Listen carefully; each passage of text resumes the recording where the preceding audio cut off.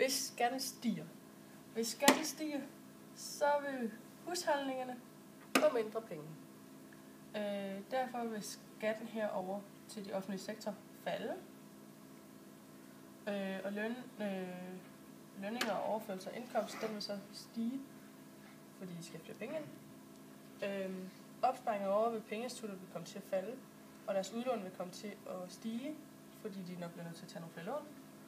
Forbrugsudgifterne nede i virksomheden, den vil falde, og det samme med lønninger og overskud, fordi at de bliver nødt til at fyre nogle folk. Varekøbet, det vil også komme til at falde til virksomhederne, fordi de ikke har råd til at købe så mange ting ind mere. Og skatterne fra virksomhederne vil også falde, fordi at de kan ikke producere lige så meget. Så vil udlånene og pengeinstitutterne til virksomhederne blive større, fordi de bliver nødt til at låne flere penge ind, men deres opsparinger vil tværtimod blive mindre over pengeinstitutterne.